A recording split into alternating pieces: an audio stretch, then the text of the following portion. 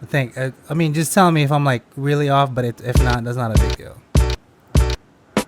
I see your head bopping. Ladies and gentlemen, welcome to another Chef's Meal. My name is Casey. My name is Sean, and we're two chefs talking about our lives, one fish plate at a time, Now we talk about whatever and ever. and everything in between. I did play the big pun sound that time. I can't It's a hear good it, time, man.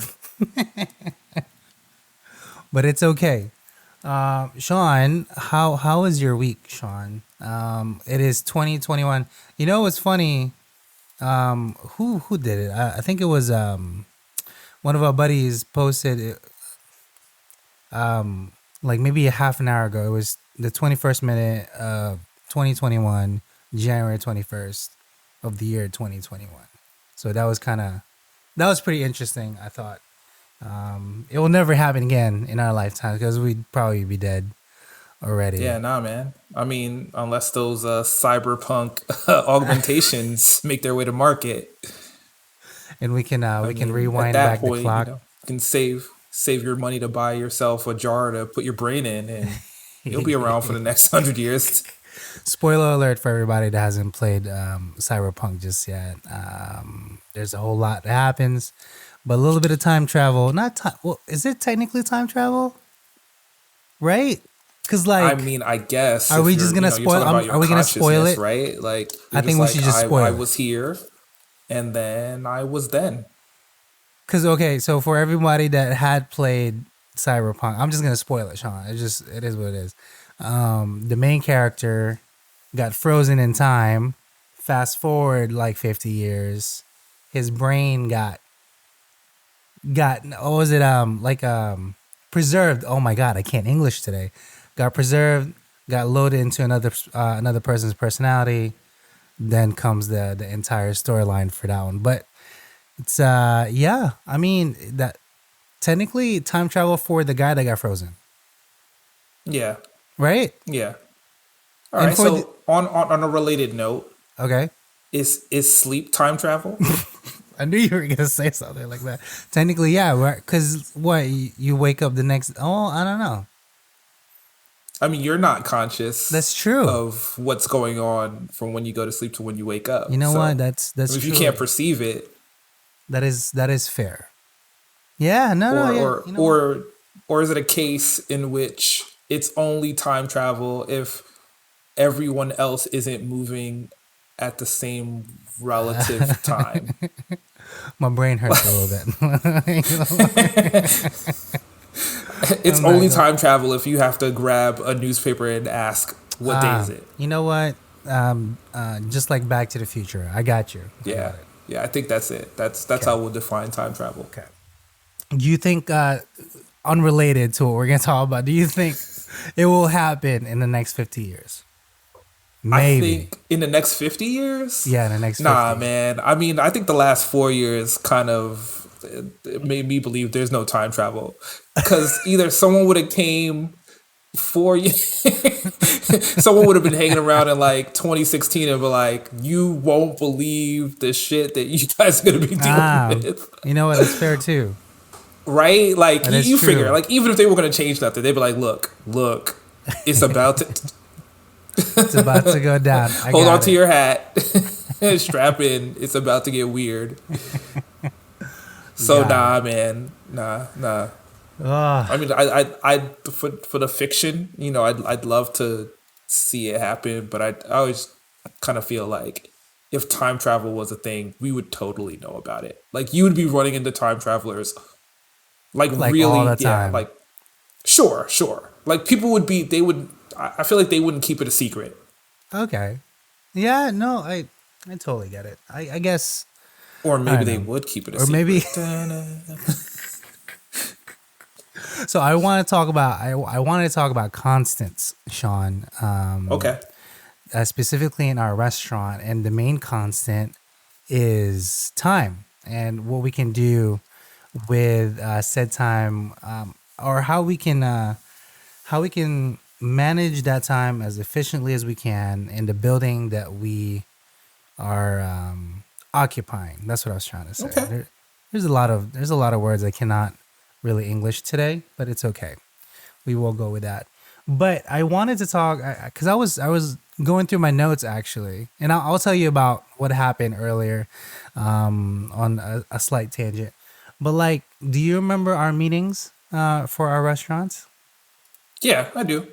Do you think it was efficient, or did you think it retracted from the entire experience? I think it really would depend on the type of meeting. Because I mean, there were some. What's the best way to say this? With the way that the company that we both work for was structured, I mean, there were a Mm-hmm. lot of restaurants, some of them in region and some of them out of region, Mm-hmm. and they needed to be able to kind of like disseminate information, periodically. Mm-hmm. And the way they do that is you'd have like these weekly or bi-weekly or management meetings, and information will get broken down there. Mm-hmm. For the most part, it was the information was trickling down from the top, Mm-hmm. and then as the store management, you're supposed to take that information, and immediately start to implement it in your building. For the most part, I think it was all right. I mean, Okay. obviously there's ways that things could be better, and then I Mm-hmm. think from there, depending on your own restaurant, you had a varying structure on how you were going to impart that information. So Mm-hmm. yeah. But do you think we gave it the best efficient way to our staff? That's what I'm asking, because it's like a three-part question. I've been So reading a lot of other people that are successful ish that have like companies that have like 600-700 staff, and the consensus with most of them is don't do manager meetings unless it's really necessary. man, I you know what like I I de- I guess what's the best way to say this is like the answer is no, because I feel like because of the way restaurants are generally staffed, you're going to have that same conversation a few times, Mm-hmm. and it can be hard to get everyone to buy into a new concept or a change if they don't see everyone else there receiving that information at the same time. Got it. It's like you can't you I mean, you can stress how important something is or how viable it's going to be, but personally, I think if you're going to bring everyone together, everyone can receive the information at the same time. Mm-hmm. If there's a forum for back and forth, everyone can kind of get the benefit of hearing the other questions or concerns they had, Okay. and generally you can kind of come to, if depending on the issue or depending on the objective, if there's going to be a consensus, everyone can kind of hear it. Mm-hmm. So yeah, I think that's like or was one of the big issues that Mm-hmm. we had. It's like, all right, in a typical meeting structure, we have that management meeting that's coming from up on high, and that Mm-hmm. information gets like presented at, let's say, like 11 o'clock. you Correct. know um, Typically the next time you're going to have a break of any you know real sorts in a restaurant is probably going to be after lunch. Uh-huh. So After a that's like shift. 2 o'clock. Yeah. And it might depend on what you have going on. It might be hard to like grab everyone's attention, Mm-hmm. because business is still moving, and kind of get everyone to kind of buy in. And then, Mm-hmm. you'll have your morning staff, and then they're going to leave. Correct. And then you're going to have your Your afternoon night staff, and they're going to staff, come in, and yeah. they're going to be trying to, play catch up and do any, erstwhile prep to get themselves set up for the day. Mm-hmm. I always thought that the best meetings we had were the few and far between where you could get everyone to kind of come in early Mm-hmm. or appropriate time in your schedule to account for that, so people are getting paid to come in early. Yeah. you know it's not a work environment. Typically we're going to bring everyone from the back of the house, the front of the house, up to the front. Yeah. They can sit, they can hear information, and again, there's that forum. You know, I feel like it's more constructive generally that way. But do you think it should be separated?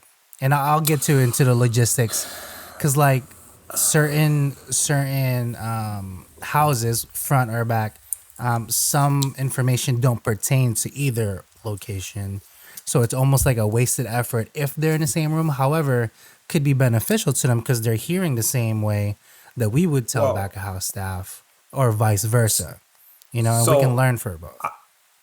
ultimately, I think it's better for everyone to kind of get the information because, yeah, the front of the house and back of the house can kind of operate as two separate units, but they Hmm. are one team, And again, if you're presenting everyone the same information at the same time, or at least, like a rough overview. I mean, maybe if there's some information that's like really germane to like one part of the business, yeah, you're gonna drill down on it there, or maybe there's an opportunity to do like some coaching or, you know, you know, on that level. But I think Hmm. like as an overview, you need to get everyone to kind of be there at the same time, especially if it's gonna be something that's gonna change the culture of the restaurant or the business. You Hmm. need to get everyone to kind of hear at the same time. And Got it. again, I can only speak for the way that things were at the place that we worked together, and obviously it was two different buildings and Hmm.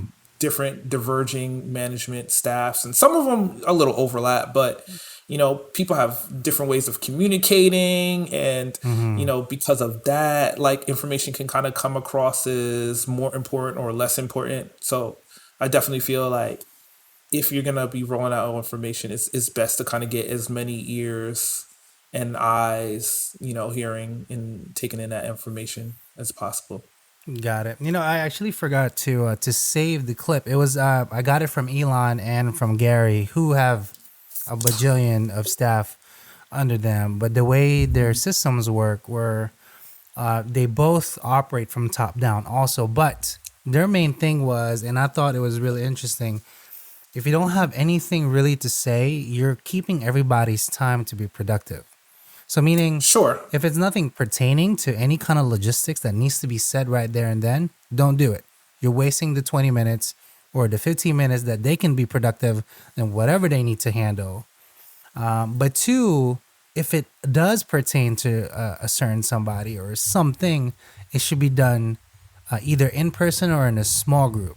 So that's where the interesting kind of thing lies.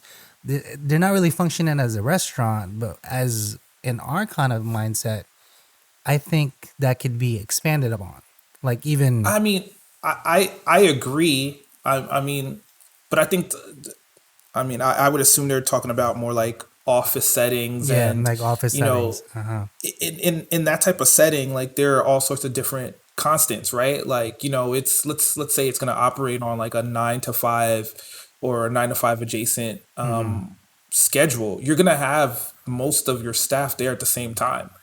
In a It's restaurant, you true. can't necessarily count on that. So, like I said, it's like, yeah, sure. Yeah, if you were even in that example and you're saying, all right, well, there's that 20 minutes that people have or wouldn't have to kind of get back to, and be more productive. Mm. I mean, it's an option because you have everyone there at the same time. I would feel like, again, if you're splitting up your staff, you're gonna have some people who are there full time, some people who are not. They're part time. Some people only work in the morning. Some people only work in Hmm. the evening. Like things can get missed, or need to be repeated, or information doesn't get translated and passed along in the same way it was received initially, and that can cause all sorts of issues. Hmm. Do you But also I understand. Yeah. feel? Yeah, yeah, no, I truly. That's why it's like interesting to get everybody's kind of take on it as management or somebody, from the top, how they get information down to everybody else. But in terms of restaurant settings, right? I do want to bring it up because how can we be better to send out information from morning, because that's when you'll have the most optimal time to get all this information passed down as the day goes by, but like at the same time, not waste people's time. So like that's my whole thing. Why I wanted to bring this up. So I in mean, our restaurants, we all have this what we call our 86 board. Sean, would you like to explain what an 86 board is for everybody else? so sure. Obviously, when you're operating a restaurant, I mean, you want to have every item on your menu in stock for guests to come in, to purchase. Hmm. But from time to time, things get poppy, and you might happen to sell out. So when you sell out and that happens, the colloquial term is it's been 86th. Hmm. So the best thing to have in your restaurant is some centralized place where everyone working can kind of see what's in stock and make suggestions accordingly. So for the most part, you're going to have an 86 board. Um, why that's also good is so you can informally see what you're running out of constantly and make adjustments there. So I mean, Hmm. let's say you happen to be in a seafood restaurant for whatever reason, and you keep on running out of salmon.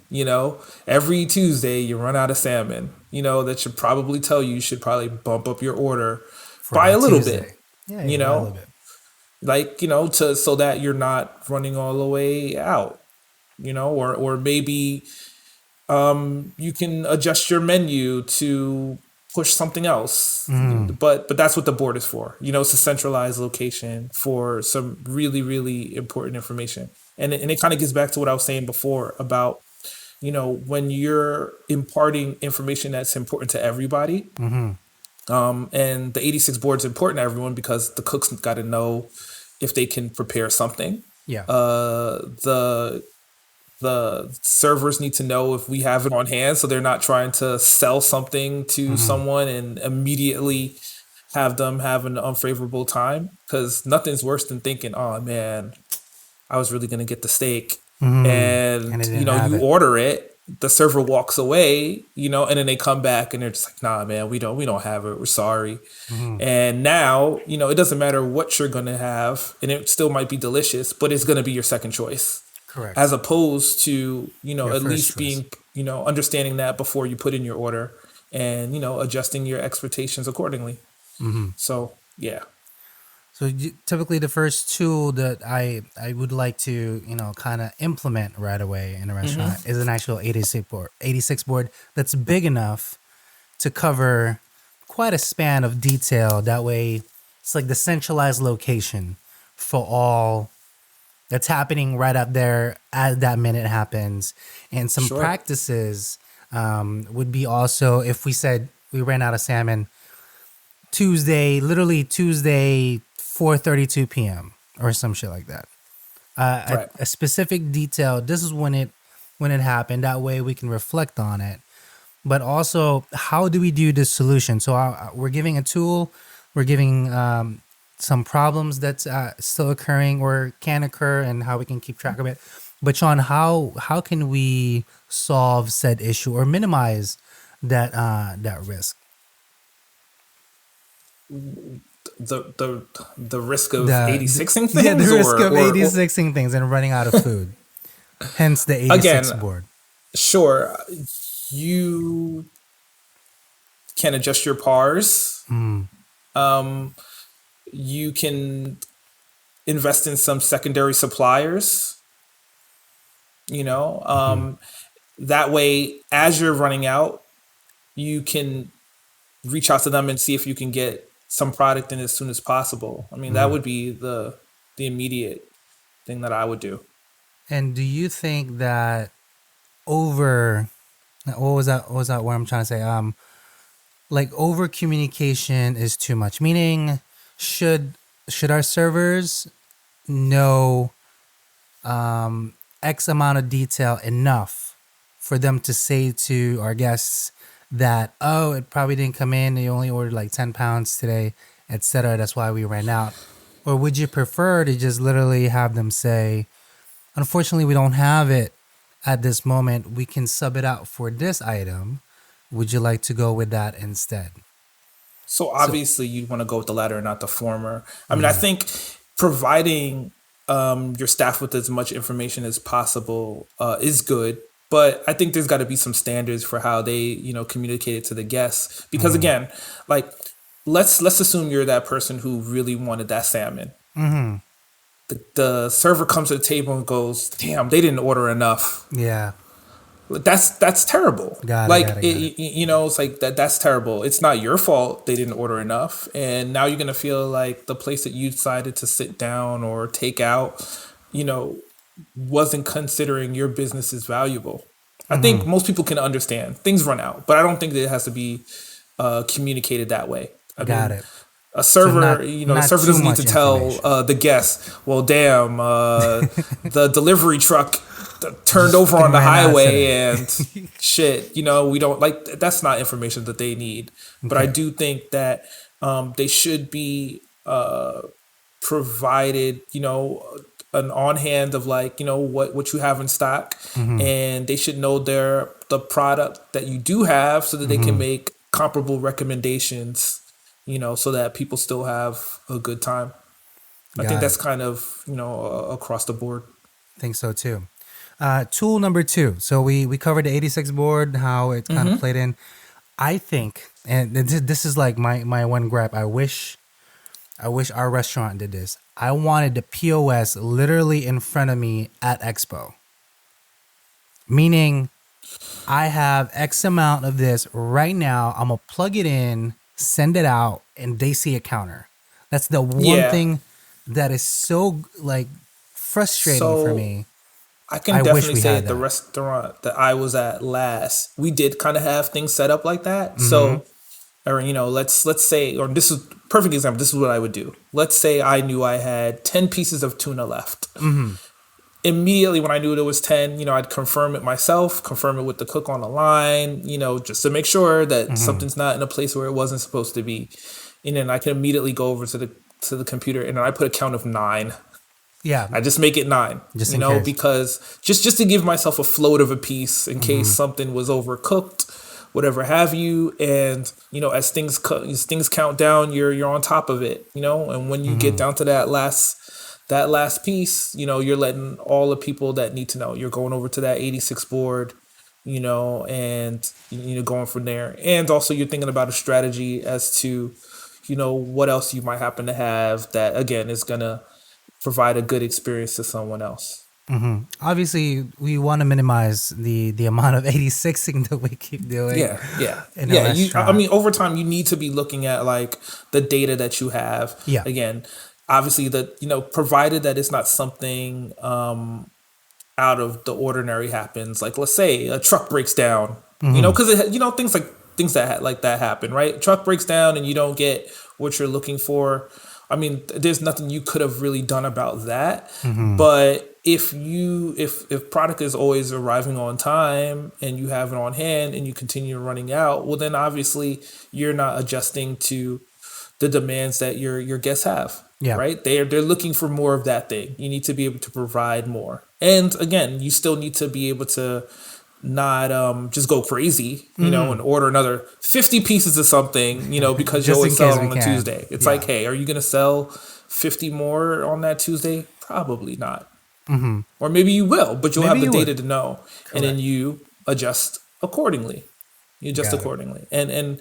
And conversely, hey man, if you're always sitting on 30 extra pieces of something else, Why well then not you need to swap it for adjust. that? Yeah. You can swap it for that, but I mean if you're consistently always sitting on too much, then that's a problem too. You That's need to another issue adjust your altogether. inventory. Yeah, yeah, yeah. You know, That's actually that's on the bottom of our list. But so we got the 86 board. I got the POS inside. I also wanted to tackle, Sean, how many meetings is too many meetings, and what days would you actually schedule it so it's the most efficient for what you do in whatever business? We had meetings daily, literally to the every day I mean, I per see. That's shift. again. I think there is going to be some. It depends on what's going on in those meetings. If you're just sitting down to exchange pleasantries, well, then that's a waste of time. But there are going to be some business factors that change day to day. You're going to need to have some regularly scheduled, maybe weekly or monthly meetings to Mm-hmm. talk about strategy and operations over that given period of time. Mm-hmm. That's important. I do think periodically you need to take a look at what you're doing and realize it's like, hey, are we doing this because the culture dictates so, Mm-hmm. or are we doing this and is this actually translating into some meaningful business impact? Mm. You know, Got it. because again, because a perfect example, if you're having a half hour business lunch, Mm-hmm. you know, in the restaurant setting every day, that might not necessarily be the best the best use of everyone's time. Yeah. You It'd know, be a waste. it might not be. It probably is not. But in other industries, maybe it is. Maybe that's the time where like you can kind of like Mm. decompress from the task at hand and kind of talk about some things. Um, but I would also say on the other hand, if you're not having meaningful like roll up meetings with your cook staff and your server staff Mm-hmm. consistently and providing them with like the information that's going to help them do their jobs well, Mm-hmm. then that's a problem too. Yeah. Cause like, Like it's the consistency is the key. Imparting the mm, information in an easy to digest way is the key, and you gotta consistently. I mean, you gotta consistently do that. If you're not doing mm-hmm. that, you're wasting your time. I think it's all about reflecting. So like, not being in management position for a bit now, you get to see quite of how an experience rather from somebody else's management, how not necessarily lacking, but how it can be just a bit more efficient. And brings me up to my fourth little thing. How should we take not criticism, but how should we take input to be better on what we do? Meaning, specifically though, we always used to have issues Thursday, Friday, front of house with whatever side work that they're doing. Something's always missing. We always get complaints of he or she didn't do this, etc. Blah blah. Most times you get kind of over it. Like, why is it still happening? How do you think we can limit this by having everybody's kind of input? Because you're gonna get input no matter what. It's like they didn't do this, etc. It could have been done at this shift. Do you think taking notes would be more efficient, or should we go off like a sheet? That way, it's a little easier to see, or maybe a different process altogether. Well, I guess wow, it's an interesting question. So I feel like if you're having the same issue and it's not actually being addressed, then it doesn't matter what it doesn't matter how you're meeting or what medium you're taking down notes or presenting them, Mm-hmm. to people. It's like you have to take the issue seriously, um, internalize them, Mm-hmm. come up with a plan, roll that plan out, and then keep people accountable to it. Whatever it Ah, is. thank you for Whatever it saying is. It that. Yeah, doesn't yeah, like yeah. it doesn't matter like how big or how small. Like if you're not doing those steps, then it doesn't matter. And I honestly I think I feel like there's not necessarily a catch all for every place because Mm. just thinking about like we work for two restaurants in the same company, separated by a half an hour, Mm-hmm. and because of how different business was between the two, time was just time could be appropriated differently, Correct. to so you could have at the last place we were at together, Uh-huh. you could have a one-on-one, you could have a few one-on-ones with people and probably not Yeah. and probably not impact business too much, right? Like you could Yeah. do that. You could do Correct. that. And like I said, at the other one, that's probably not good. That's going to be a That's waste of not time. You're not going to have feasible enough on time the other to one. do Yeah. that. So I think whatever medium you decide, it's going to require buy-in from the management staff Uh-huh. and the sub-management staff to take the information, figure out some sort of plan, and hold people accountable. Yeah. And that's it. Like that's it. You I know, think that should be like the again, end all, if all, is just keep them accountable. Kind of like brings me to the fifth one. that's it. Yeah, yeah. So like you were nailing it in the head. I didn't want you like to speak too much because like we were getting there. But like the fifth one and foremost, how would you keep somebody accountable? Now, the way your tone is, the way you speak to somebody, do you think you should cater to that specific person if you're good enough to do it? Or should you just blanket response to everybody the same way?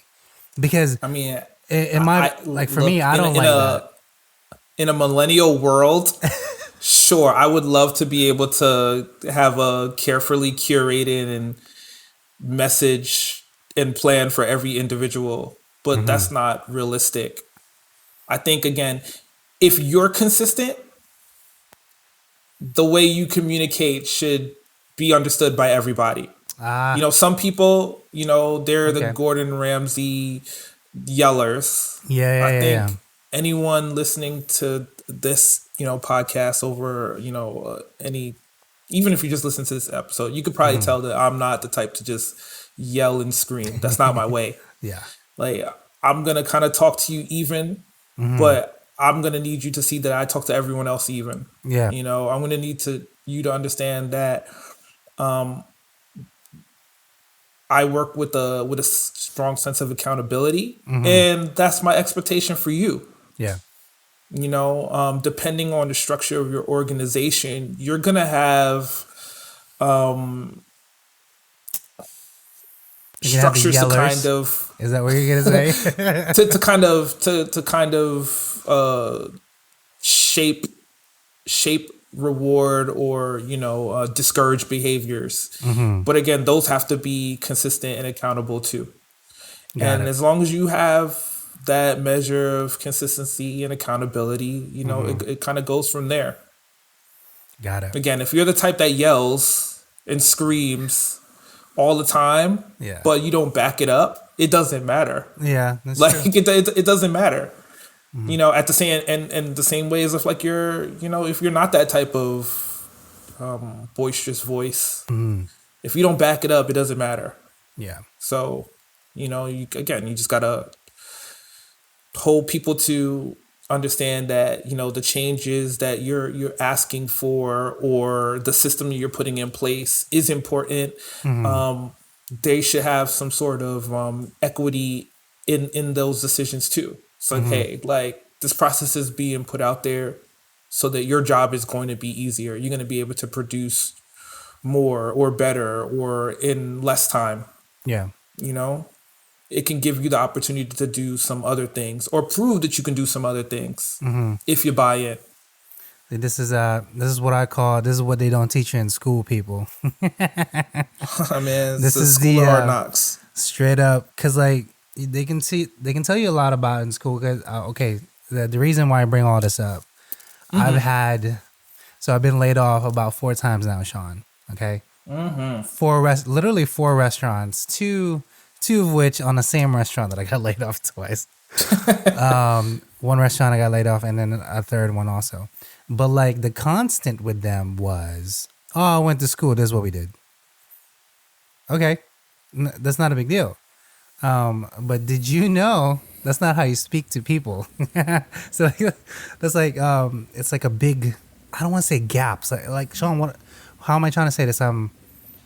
You can't just take your XYZ that's written in school that you have no experience experiencing first off with a real person for you to be like this, well, this is how I learned it.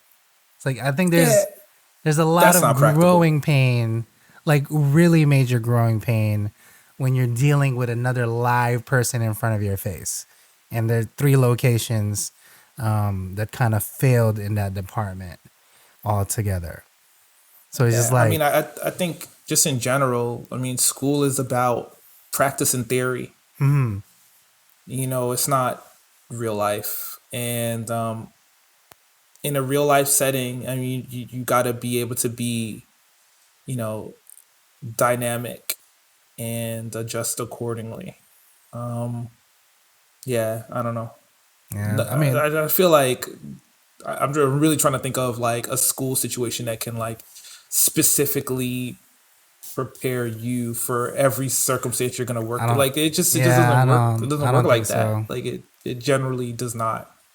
Customer So service, like schools, is that even a correct term for it? But like hospitality, that yeah, whole yeah, but general even thing. then, it's still gonna be theory, right? Yeah. It's like even um, in some of the schools that we went to, it's like yeah, you might be presented with like an externship or an internship, and that's going to give you some real world experience, but that's still like, I mean, unless you stay at that same place that you were an extern forever, That's you're true. not going to be prepared Yeah. for another real world experience, Yeah. right? Like you're going to be working with different people.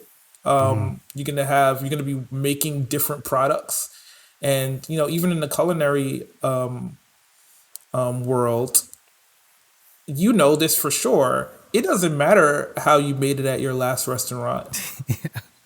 It just doesn't, right? Yeah. Like, the recipes change, Yeah. the expectations change, All the specs time. change, the customers change, the ingredients change, price Yeah. points change. Yeah.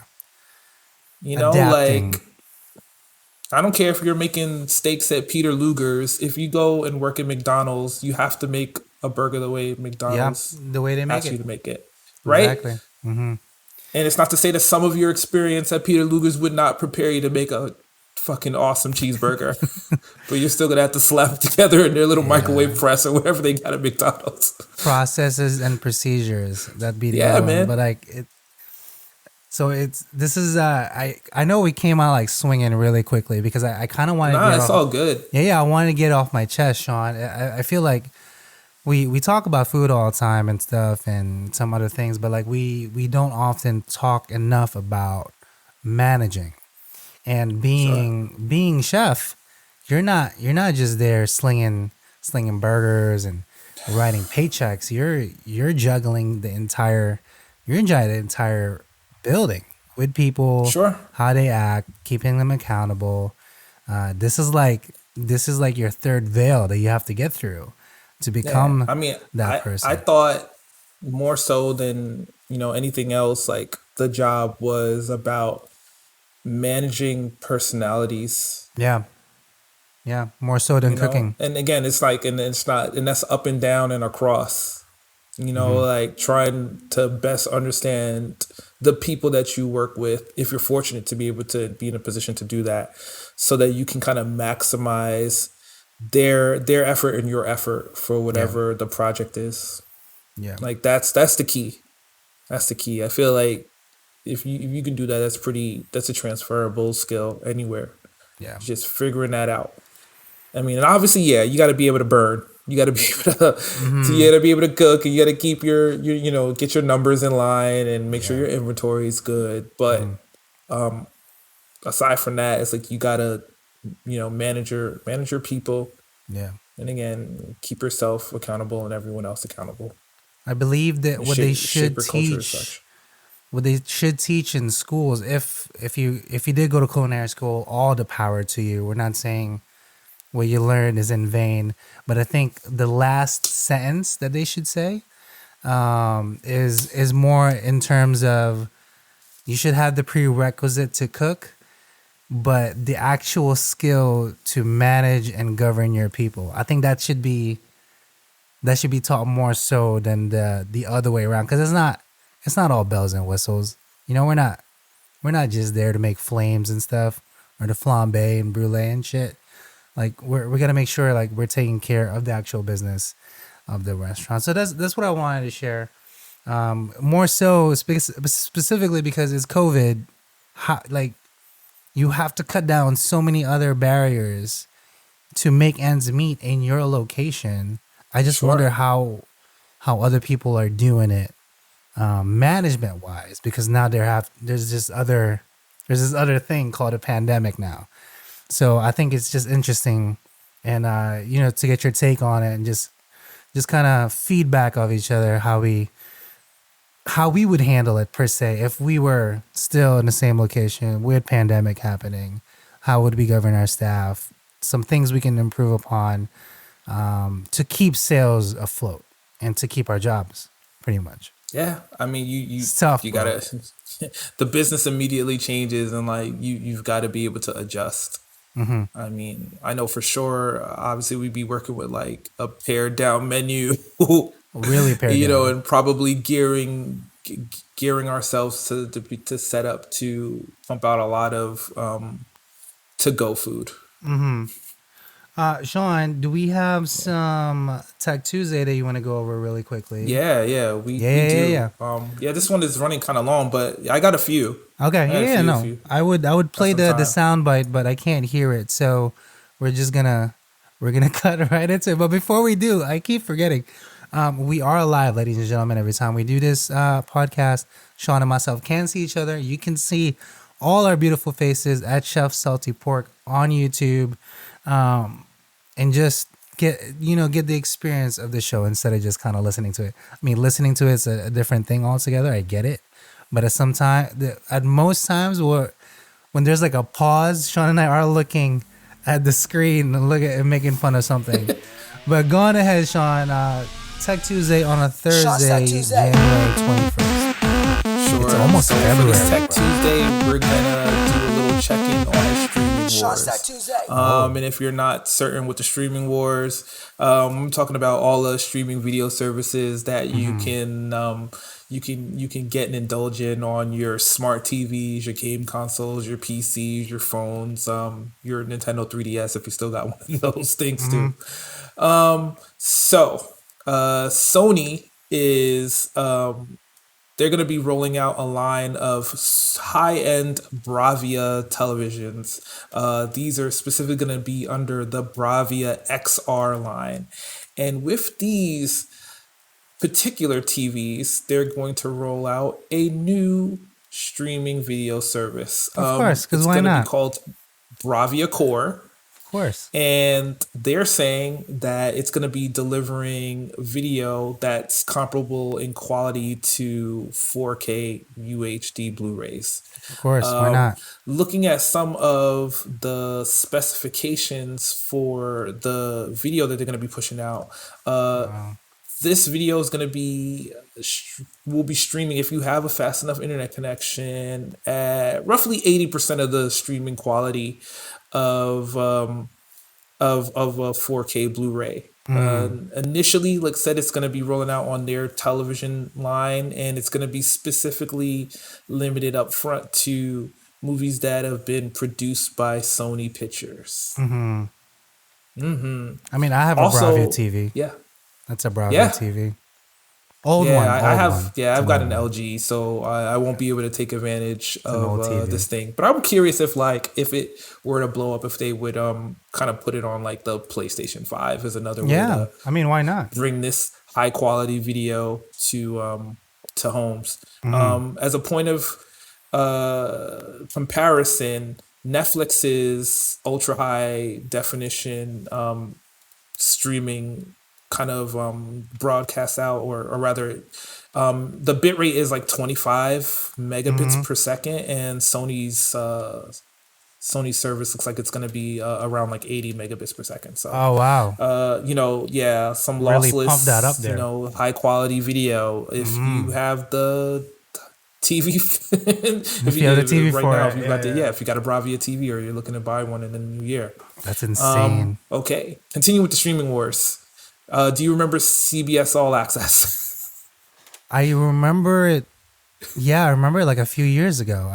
Just rumors though, nothing it's like. it's still around, Is but it it won't be really? for long. So CBS All Access is going to be folded into a new service called Paramount Plus. Huh. And in addition to all the stuff that was on CBS Access, they're going to have 20,000 episodes of TV and movies from Paramount Pictures, CBS, Comedy Central, Nickelodeon, BET, and MTV.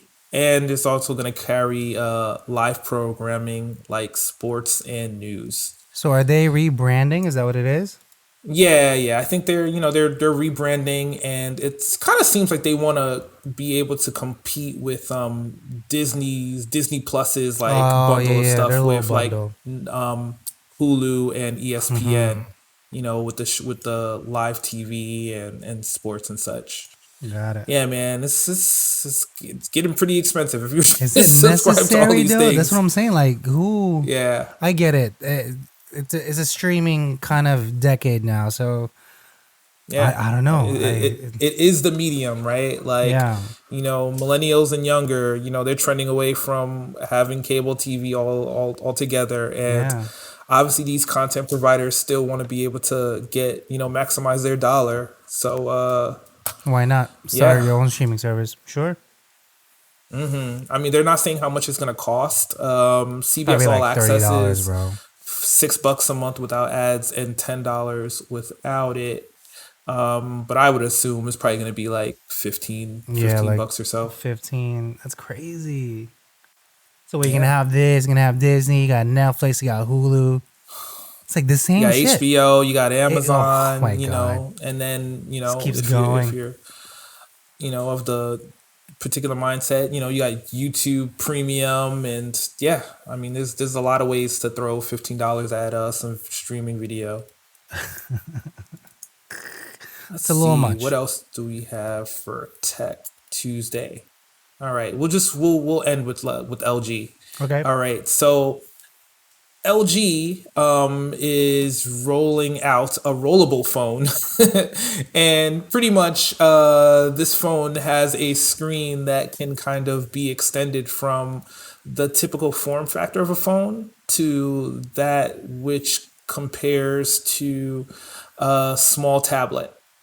They're also saying, it's funny that they mention this, that they're also potentially looking to get out of the mobile phone business Good. Screw them. because they've lost about $4.5 billion. Over the You last know, 5 years. yeah, in the last couple of years. Yeah, It's yeah, crazy. yeah. Well, okay, so like let's take apples to apples. When was the last time you saw somebody with an LG phone? Or have heard that somebody had an I LG phone? don't specifically.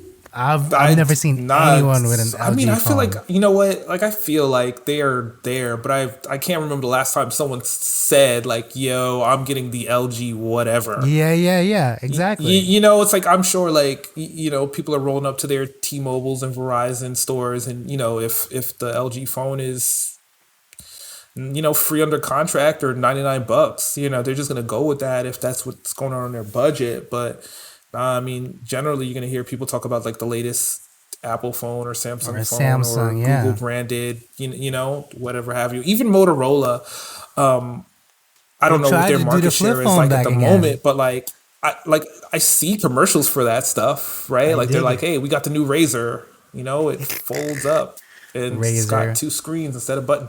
Like, they 2003. exist in that mind share for me, but yeah, I can't remember the last time I heard of someone like running out to get an LG anything. Well, Sean, I actually had an LG phone, '04. This was the pro BlackBerry days. It had a little stylus, and you plug shit in. I thought I was the coolest motherfucker, Yeah, and I'm like, I you know had an what? LG phone way back Gone. when too. I can't remember like what the model number was, but like it was pretty dope. Like, it Hmm. was a clamshell. It had a Okay. screen on the front, and when you opened it up, it had a QWERTY keyboard on one side and then a larger screen in the middle. Oh, it's this motion, and it flips up. Yeah, Yeah. yeah, yeah. I Yeah. remember I that. mean, Oh shit. again, but even back The then, I don't throwback. think I was like, give me the LG whatever. Oh no, dude. You know what? Actually, I'm talking shit. It was the LG Envy. I'm Ah, pretty sure. I'm yeah. pretty Hold on. sure. Oh my I'm god. talking out my ass. Hold on. I gotta look it up I now. got it. I got it.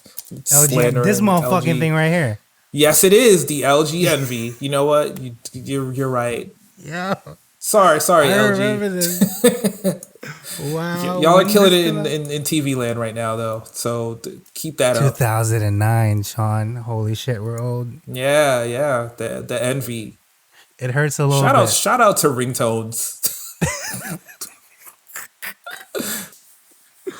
The 6 megapixel wars. Oh my goodness. Wow. Well, anyway, that's a good throwback right there. Nice.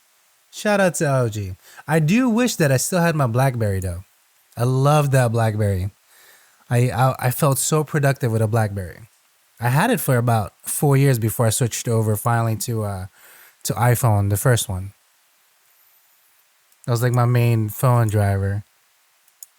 I kind of miss it, but hey, it's okay. I Now feel I'm a like Samsung guy now. that I'm a BlackBerry is sellout. in a kitchen drawer somewhere. I think Yeah, that's where all old phones go to die. is that what it is? I mean, they're Yeah, IBM, yeah. so they'll last forever.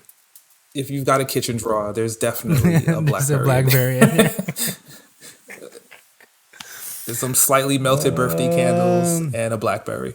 Is that it for a Tech Tuesday? Yeah, yeah. We're gonna call that Okay. it for Tech Tuesday this All week. right. Nothing too crazy. I do want to run through these quickly, Sean. This is the Mm-hmm. our meme review really quickly and some food news. Just quick pictures. This is a picture of some meatballs that was Yeah. mislabeled as meth balls. Mm-hmm. 2/4/2018. Love it. I Perfect. actually miss my cooks doing this shit.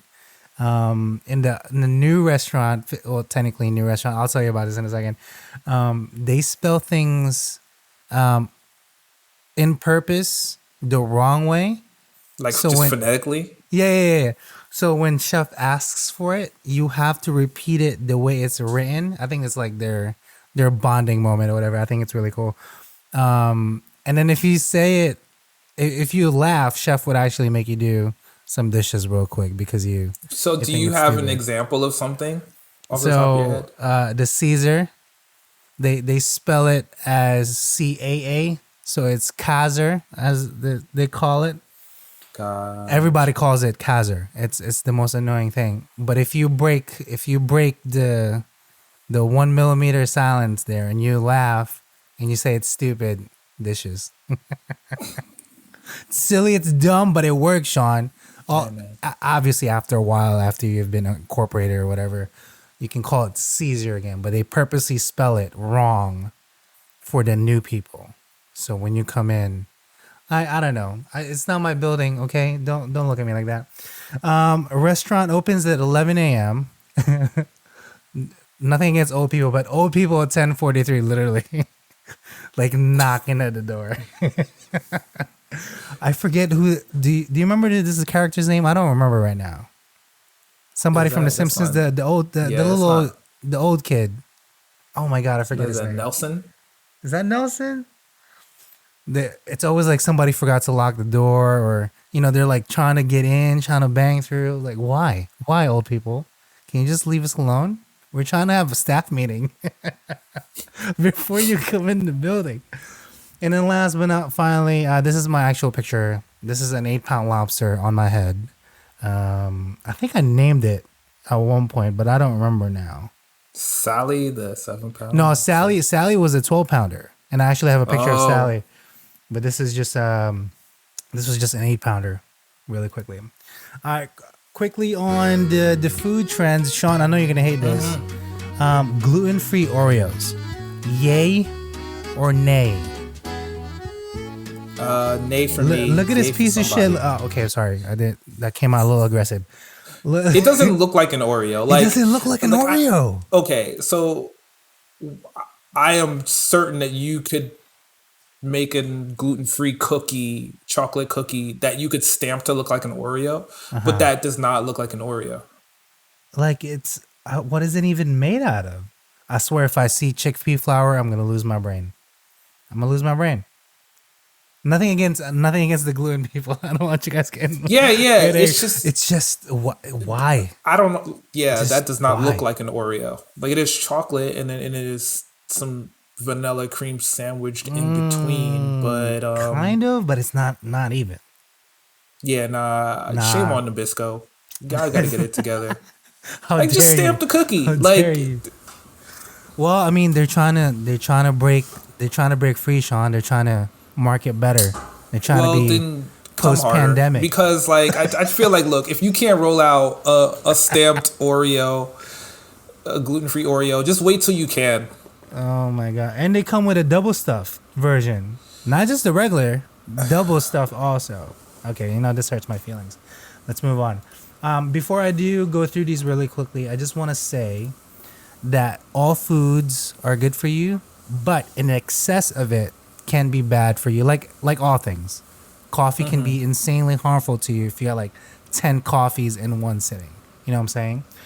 Don't take these too hard. These are actual dietitians and cardiologists that think and have studied that these items are unhealthy for you. However, like I said, moderation will do wonders for you.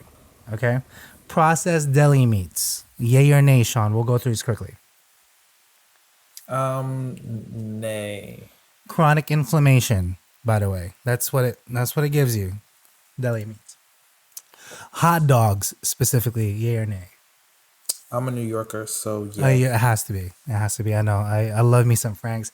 High in saturated fats. Also, in our kitchen, this is just sliced and put into rice. This is fried rice, ladies and gentlemen. Rotisserie chicken. Yay. It's chicken, obviously. Yeah. Yay. But their thing is it has too much salt because it comes from wherever. I'm like, nah, not really, but whatever.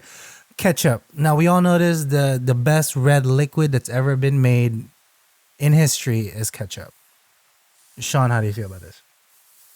Oh man, you put me on a spot. Like I feel like red Kool-Aid is Same thing. side-eyeing you pretty hard. But isn't ketchup But yeah, kind of sure. the We'll same give it thing? to ketchup. We'll give it to ketchup. Okay. Okay. Ketchup is very high in sodium and sugar. That's why it's kind of great for you. It's got barbecue sauce. A Immediate strong yes. yay. What are we talking Yay. about? Absolutely yay. Shout out to Sweet Baby Ray's, the best fucking barbecue sauce ever. I don't care what anybody says. I don't give a shit what your recipe is.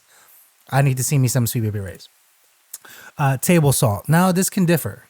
I prefer the kosher red. How about you, Sean? Yeah, that's what I use. Right? Don't you think? Okay, so here's the main debate. A lot of the restaurant I'm working right now, they like the blue kosher salt. Don't you think it tastes different? Like I mean, it has there's like a different metallic taste to mouth it. feel Like it tastes like to me. iodine to me. Like the blue Yeah, kosher stuff. The red I'd agree. one tastes normal.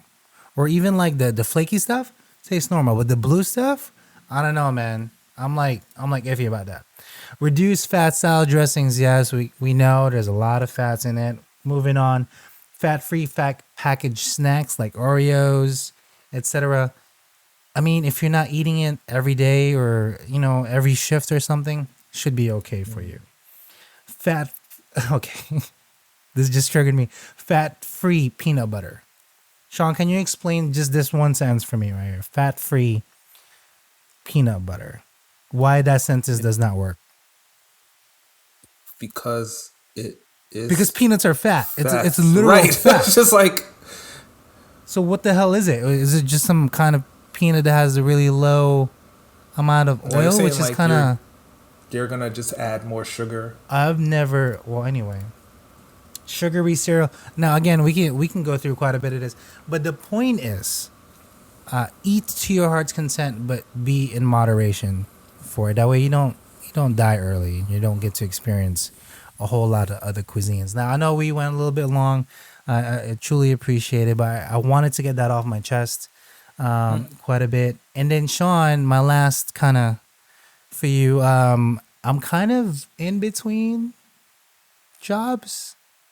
Like it's a weird experience. So I don't know if I'm hired technically. So here's how it went down. Okay. I went to a restaurant for an interview. Okay, 2 days ago, we sat down. We spoke. I don't know, 10 minutes. She said, "Come back tomorrow," which was yesterday. Okay, Right. I came back. I worked from 1 to 5. I thought that I'm just there to shadow, and maybe if they're interested, I'll work for like a few hours, then we'll do some paperwork, blah blah. We go back Yeah, and like a forth. little stage. Right, like a stage, bro. Apparently, that was day one. Okay. I didn't know. She's like, "What do you mean you have to leave at 6?" I was like, "I'm sorry, I didn't realize. Like, it's today? Did I start today?" She's like, "Yeah, today's your day one," and I'm like, maybe I should have maybe inquired further because one, I had like 2 phone interviews later on that night, like at 7 and 8. Right.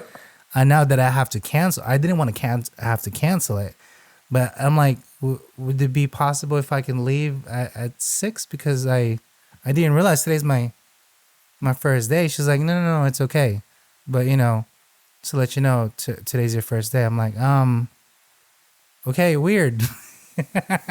So She tell you when your next day is? so She's tomorrow, like, and it's your last day. yeah, tomorrow I go in at 11. Now I'm actually gonna be like, hey, so what's going on? Let's talk about stuff. Here's my information. What is going on? Like, I'm just not. I'm not just gonna show up and work without what kind of situation Let's happening. talk about compensation structure. It's just like, oh, today's your first. That threw me off. Secondly, and before we go, Sean, I spoke to our old haunt. When I say old haunts, our old corporation, and like the wifey said, and this was my takeaway on it. I'm like 70-30 pro. So 70, yes, I will say yes. 30% no. She tipped it over to 90-10 pro for me. Okay. But still, I'm still 10% not sure. Sean, can you push me over to the last 10%? Give me your best impression of your old building and why I should give the last 10% the yes. You don't have to give me the yes. It could be maybe a no. I can give you. I can Maybe give you I that 10%. can go back the other way. There's a measure of familiarity that you have with the management staff, Okay. the menu, the objective. They're willing to pay you. We know they pay consistently, and you got bills. Okay, you know what? 100% right there. 100% right there. Thank you, Sean. I appreciate that. But it's still 42 minutes speeding. Hey, look. I know. It took you like an hour I'm and a not half saying to you get got to over be there. there forever. It's true. You But, know what? See, that's why I like you, yo. See that? I understand it. Get paid, man. Get paid. All right, ladies and gentlemen, again, thank you for tuning in. You can catch all our episodes currently on Chef Salty Pork Podcast on YouTube. You can hit up Sean at MetroCardX on Twitter. He does reply back. Now, I would give you my Twitter, but I don't use it. And any emails, anything, any questions, please get back to us, AskChefSalty@gmail.com. And actually, I think somebody sent us a recipe that they wanted to like run over. I just don't know just yet, but when I do get that email, obviously Sean and I will talk about it. But Sean, one word, send him out, and then off we go. Or it doesn't have to be a word; it could be a sentence, whatever. No. Yeah. I got it. It's kind of something I was going to talk about before, but we're just gonna distill it down. Okay. Clarify your butter. Clarify your butter. Yeah. Let's clarify your butter, man. Okay. Sometimes, look, like you're gonna have to boil it down, distill it down, trim some of the fat, get rid of the impurities, and just get to what you need to do. So clarify your butter, man. So you're saying this is part of the other 10%? Is that what you're saying right now? I'm not saying, look, it don't gotta be your 10%. I told you why I thought you should do it. Like again, man, you know those folks. They know you. They know what you're about. That's true. And it's gonna be some hard work. It is. It's gonna be a commute because that's just it is. Yeah. But yo, man, 2021 is real, bro. These bills are real. These There's a lot of bills folks are real. out there who do not have the opportunity that you'd have. That's true. So That's true. I would say, yo, man, do what you gotta do. Clarify your butter. Clarify. That should be like the name of the show. Clarify your butter. I got it. You know what? I'm gonna make that as our episode name. Clarify your butter. Ladies and gentlemen, from everybody else and from us. Peace out.